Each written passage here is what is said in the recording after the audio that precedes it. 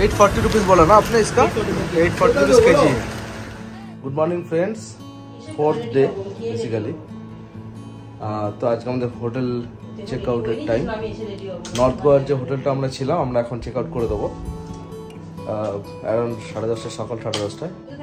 South গোয়াতে ভারকার কাছে Jalore beach একটা 7 সিটার ক্যাব নিয়ে আমরা সাউথ গোয়াতে যাবো। তো টোটাল আমাদের কস্ট বললো নর্থ থেকে সাউথ গোয়া 4000 টাকা, 4000 ফ্রম অঞ্জনা টু ভারকা।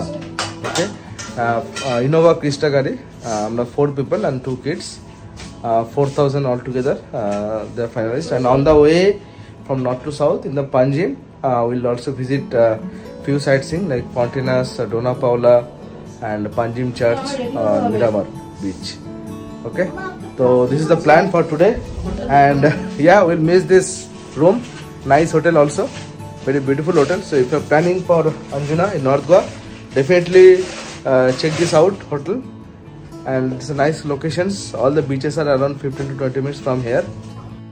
চলে এসেছি হোটেলের ক্যাফেটেরিয়াতে। আজকে আমাদের শেষ দিনের ব্রেকফাস্ট নর্থ গোয়াতে। আজকে আমাদের ব্রেকফাস্টে বাফেটে কী কী আছে? সো দিস পাও ইজ দেয়ার, পাও ভাজি, and then we have this potato fry, nice crispy potato fry, as usual cake, fruit cake, eggless, and today is paneer paratha. So this is paneer paratha, today's special item, paneer paratha and potato. These two are changed today. पहले था आलू का paratha, so yesterday it was aloo paratha, this paneer paratha, and as usual I have taken this fruits and cornflakes. I have mixed it. So this is a very delicious and healthy meal for breakfast. So yeah, this is all about the today's breakfast menu. So do check out this option if you come to North Goa. তো আজকে আমাদের 4 দিনের যে trip north গোয়াতে সেটা আমরা complete করলাম। এখন আমরা সাউথ গোয়াতে যাব। অন দ্য ওয়েতে পাঞ্জিমে কিছু সাইট সিইং করবো আমরা। আর এখন প্রায় 10:30 মতো বাজে। তো এক্সপেক্ট করছি around 1.5 hours it will take. So tata, bye bye Anjana, okay, and we'll see you at Panjim. এই কেমন এনজয় করলে হোটেলটা? ঠিকঠাক ছিল তো? হ্যাঁ হ্যাঁ হ্যাঁ, শিওর শিওর শিওর। সিট বেল্টের ওয়ার্নিং দিচ্ছে, সিট বেল্টের ওয়ার্নিং শুরু হয়ে গেছে। আর এখানকার পুলিশ সিট বেল্ট না পরলে আবার ফাইন করে দেবে।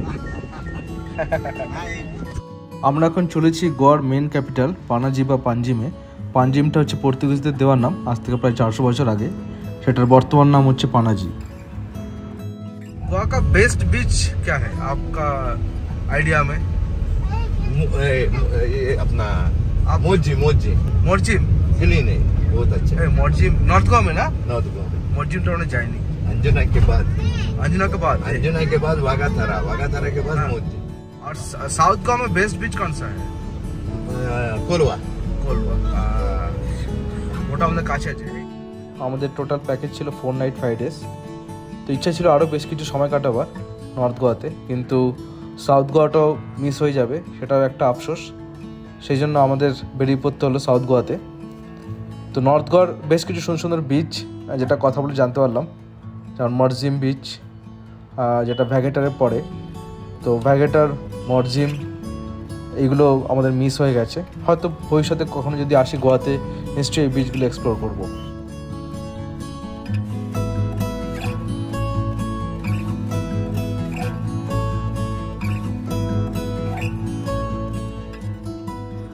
আমরা এখন ক্রস করছি মান্ডবী রিভার পানাজির ফ্লাইওভার দিয়ে। এই মান্ডবী রিভারেই আমরা গতকাল রাত্রে ক্রুজ বোট করেছিলাম। বেশ কিছু ফিশিং বোট দেখা যাচ্ছে मांडवी रिवर है। क्रूज बोट पे गया था नहीं उधर से? हाँ, क्रूज बोट राइट साइड में गया था। ये क्या है? काल उधर ही था पूरा। हाँ, उधर ही था सब।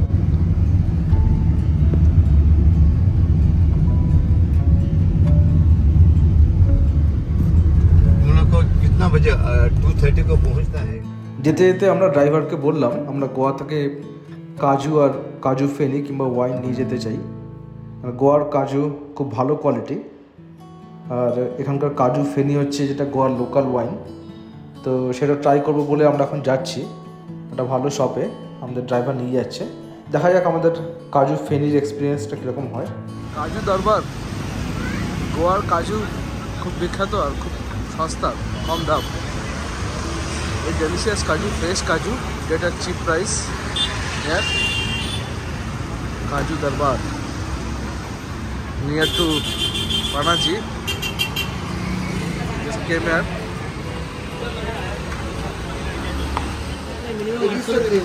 ये काजू है, आपको पील करना पड़ेगा। नेचुरल काजू, गोवा का काजू है। 840 रुपीज़ बोला ना आपने इसका? 840 रुपीज़ के जी है। और अगर हाँ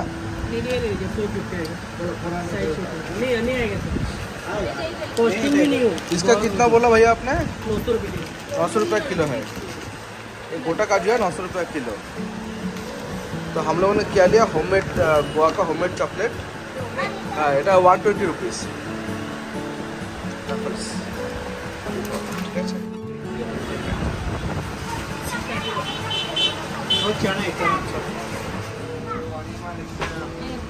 এখানে বিভিন্ন কাজু ফেরি ফ্লেভার্ড ওয়াইন পাওয়া যায়। তো আমরা একটা কাজু ফেরি নিলাম, অথেন্টিক গোয়ার কাজু ফেরি, আর একটা ম্যাঙ্গো ফ্লেভার ওয়াইন।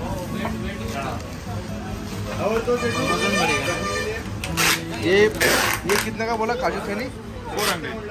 ये काजू फेनी 400 का है। और कितना ml है इसमें? 750 ml 400 काजू फेनी। और ये मैंगो फ्लेवर्ड वाइन, इसका कितना है रेट? 475। ये भी 750 ml, सेम ml में same 750 ml mango flavoured wine 475।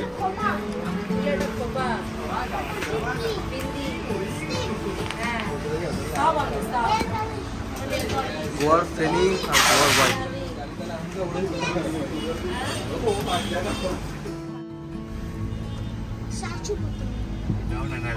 দেখতে দেখতে আমরা পৌঁছে গেলাম পাঞ্জিম চার্চ বা হোয়াইট চার্চ। এটার আরেকটা নাম হচ্ছে lady of immaculate conception church. খুব সুন্দর চার্চ, এখানে বেশ কিছু বলিউড মুভি শুটিং হয়েছিল। তো আমরা জাস্ট একটা কুইক ট্যুর করে কয়েকটা ফটো নিয়ে আমরা নেক্সট স্পটে যাব। হাতে সময় খুবই কম, ড্রাইভার খুব তাড়া দিচ্ছে আমাদেরকে, কারণ আমাদের সাউথ গোয়াতে হোটেল চেক ইন করতে হবে। তো এখন পার্কিং করব। Okay, I will get down here.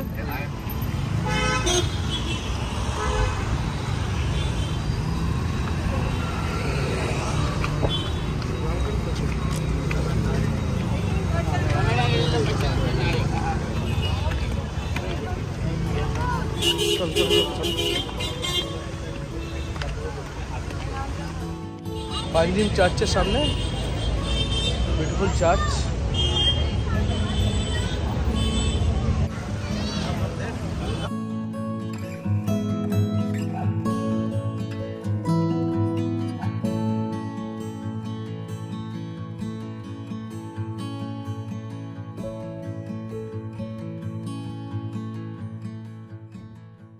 Panjim চার্চের উপরে যে বেলটা দেখা যাচ্ছে, সেই বেলটা প্রায় 2250 কেজি ওজন, second largest weight after Se cathedral.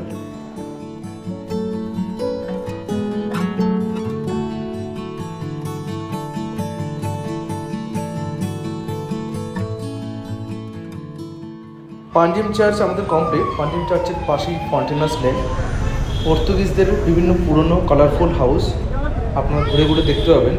অলিতে গলিতে বিভিন্ন রঙের বিভিন্ন ডিজাইনের সুন্দর সুন্দর জানলা, পর্তুগিজ আর্কিটেকচারের ছোঁয়াটা আপনারা এখানে উপভোগ করতে পারবেন। ইনস্টাগ্রাম শর্টস রিলসের জন্য খুব ফেমাস এই ফন্টেনাস লেক। তো আমরা এখানে বেশ কিছু সময় কাটলাম। 30 to 40 minutes enough for the Fontainhas lake.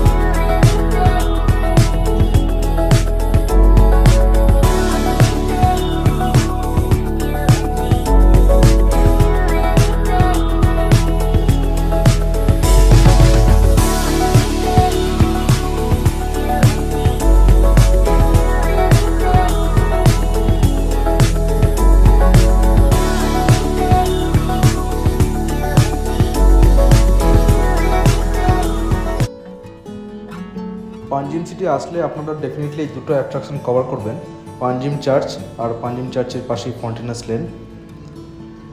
তো আমরা এখন যাচ্ছি আমাদের নেক্সট স্পটে, ডান দিকে মান্ডবী রিভার। মান্ডবী রিভারের উপর দেখা যাচ্ছে ক্রুজ। আমাদের ডিনার ক্রুজের ব্লগ আমরা অলরেডি শেয়ার করেছি আমাদের চ্যানেলে, আপনারা ডেফিনেটলি চেক আউট করবেন আমাদের ডিনার ক্রুজের এক্সপিরিয়েন্স।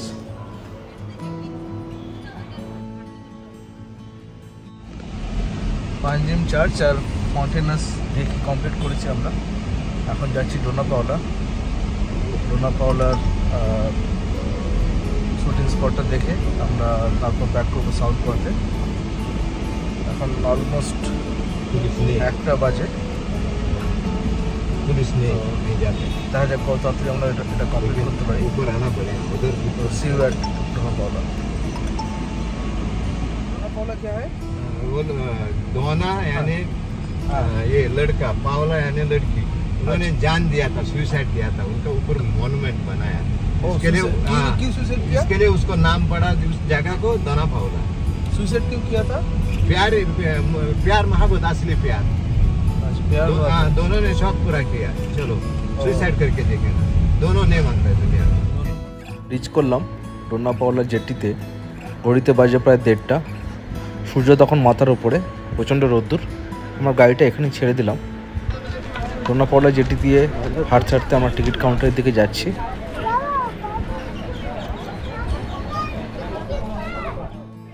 টিকিট কত বলছে? 50 রুপিস না? 50 টাকা করে ticket per head, minor 20 rupees. এই বাচ্চাদের ফ্রি হবে, 7 ইয়ার্স ফ্রি হয় না? बच्चा फ्री, बच्चा 7 ইয়ার্স ফ্রি। আমাদের টিকিট কাটা কমপ্লিট। এখন আমরা এগিয়ে চলেছি ডোনা পাওলা জেটি দিয়ে। পাশে আরবিয়ান সিকে দেখা যাচ্ছে, খুব সুন্দর ভিউ। বিকেলের দিকে আসলে হয়তো এই ভিউটা আরও সুন্দর হবে। সানসেটের ভিউটা খুব সুন্দর, কিন্তু আমাদের সময় না থাকায় আমাদেরকে এখনই আসতে হলো। এই সেই ডোনা পাওলা জেটি যেখানে বলিউডের বিভিন্ন মুভি শুটিং হয়েছে, যেমন অজয় দেবগনের সিংঘম, কমল হাসানের এক দুজে কে লিয়ে। Excellent view, excellent place. আপনারা ডেফিনেটলি আসবেন, যদি পাঞ্জিম আসেন এটা মিস করবেন না। One of the best attraction of Goa.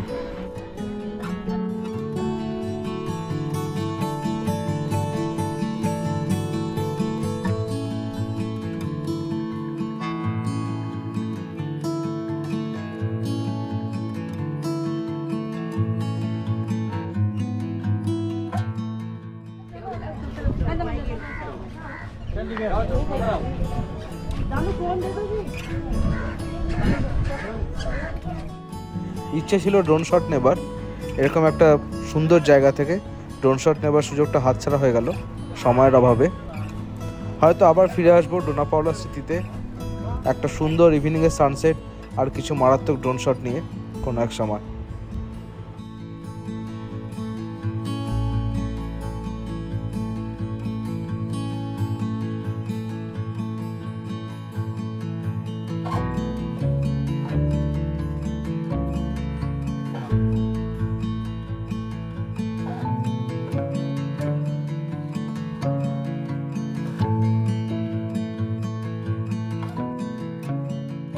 Dona Paula নিয়ে বেশ কিছু গল্প আছে এখানে, বেশ কিছু মিস্ট্রি আছে। তো কোনটা সত্যি কোনটা মিথ্যে আমি জানি না। তো তার মধ্যে একটা সেটা হচ্ছে ডোনা পাওলোকে বিয়ে করেছিল। পাওলো একটা লোকাল ফিশারম্যান ছিল। তো কোনো কারণে পাওলো একদিন ফিশিং করতে গিয়ে আর ফেরেনি সমুদ্র থেকে আরবিয়ান সিতে। তো ডোনা তার জন্য অনেকক্ষণ অপেক্ষা করেছিল। করতে করতে আফটার মেনি ইয়ার্স ডোনা স্টোনের পরিণত হয়। তো এটা একটা স্টোরি যেটা আমরা পেয়েছিলাম। আর একটা স্টোরি সেটা হচ্ছে ডোনার পাওলো লাভার ছিল, দুজনকে খুব ভালোবাসতো, কিন্তু কোনো কারণে সমাজ তাদের এই ভালোবাসাটাকে স্বীকৃতি দেয়নি। তো সেই কারণে ডোনা এবং পাওলো দুজনে ওই ক্লিফ থেকে সুইসাইড করে বিকজ অফ দ্য লাভ। তো সেটা একটা কারণ।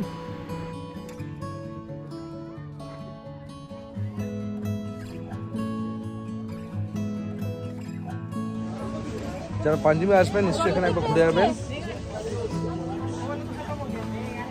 তো অ্যাকচুয়াল সত্যিটা যেটা আমি জানলাম, তো ডোনা পর্তুগিজ ভাষায় মানে হচ্ছে মিসেস, বিবাহিত মহিলাকে যেটা বলা হয় Dona. So Dona Paula, Mrs Paula, উনি এসেছিলেন এখানে গোয়াতে। তো উনি ভাইসরয়ের মেয়ে ছিলেন। তো উনি বিয়ে করেছিলেন এখানকার একজন ল্যান্ডলর্ডকে। তো তারপরে উনি ভিলেজার্সদের জন্য অনেক কিছু করেছিলেন তাদের বেটারমেন্টের জন্য। এবং পরে উনি যখন মারা যান ডোনা পাওলা 16 ডিসেম্বর 1682, তার স্মৃতিতে ভিলেজার্সরা এখানে এই জায়গাটার নামকরণ করা হয় ডোনা পাওলা। তো এটাই এখন এখানকার অ্যাকচুয়াল সত্যি বিউটিফুল প্লেস।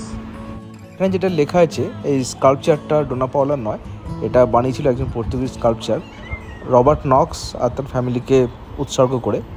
সেখানে দেখানো হচ্ছে একজন প্যারেন্ট তাকিয়ে আছে অতীতের দিকে, ওয়েস্ট যেখান থেকে তারা এসেছেন, আর চাইল্ড তাকিয়ে আছে ভবিষ্যতের দিকে, ইস্ট যেখানে তারা তাদের কলোনিয়াল ফুটস্টেপ স্থাপন করতে চায়।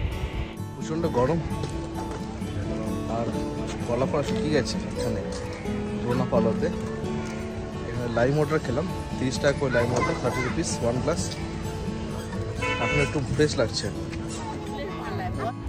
ডোনা পাওলা যেটির সাইট সিনটা কমপ্লিট করে লাইম সোডা খেলাম, এখন একটু রিল্যাক্স করছি। বিশ্বজিৎ আর বিনীতা বেশ কিছু পায়রা নিয়ে এখন ব্যস্ত। একটা বিস্কুটের প্যাকেট কিনে গুঁড়ো গুঁড়ো করে পায়রাগুলোকে খাওয়ানো হচ্ছে। আমি চট করে একটু ফটো তুলে নিলাম, একটা স্লো মোশন দিলাম।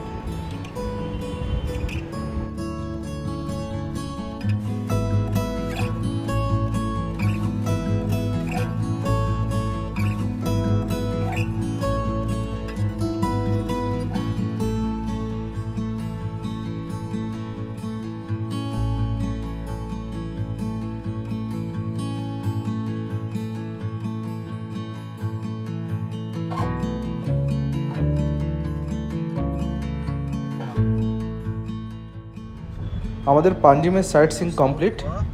এখন আর কোথাও কোনো থামাথামি নেই, একদম ডাইরেক্টলি সাউথ গোয়ার হোটেলে আমরা রিচ করব। সামনে খোলা রাস্তা, একদম খোলা হাইওয়ে, কোনো ট্রাফিক কিচ্ছু নেই, গাড়ি দুর্দান্ত গতিতে এগিয়ে চলেছে। আর চারপাশে এরকম সুন্দর ফ্লাইওভারের দৃশ্য, কেবল ব্রিজ, খুব সুন্দর। আমি চটপট ভিডিও তুলে নিলাম দুপাশের গাড়িতে বসে বসে, খুব সুন্দর লাগছিল।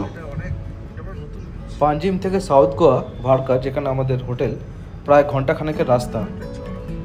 তো আমাদের ঘড়িতে এখন বাজে প্রায় 3টে, তো পৌঁছতে পৌঁছতে হয়তো বিকেল হয়ে যাবে 4টে। তো দেখা যাক কখন পৌঁছেই আমরা হোটেলে। বেশ টায়ার্ড, ভর দুপুরে বেশ কিছু সাইট সিন করেছি আমরা। তো এখন একটু গিয়ে রিল্যাক্স করতে হবে হোটেলে।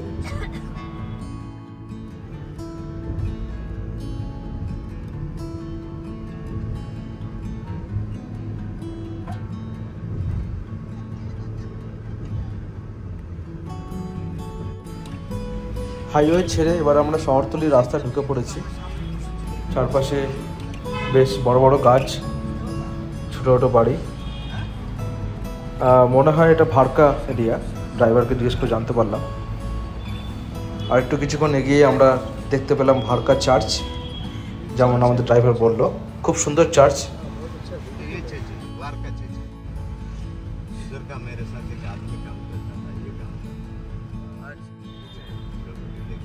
আশপাশগুলো দেখে বেশ গ্রাম গ্রাম ফিলিংস আসছিল।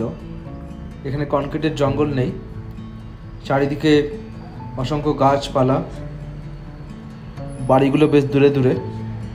তো সাউথ গোয়াকে লোকে বলে খুব শান্ত, ভিড়ভাড়টা অতটা নেই, নর্থ গোয়ার মতো অতটা কমার্শিয়ালাইজেশন হয়নি। হয়তো এটাই কারণ, তার কারণ এই শহুরে ছাপটা এখনও পড়েনি হয়তো সাউথ গোয়ার বিচগুলোতে।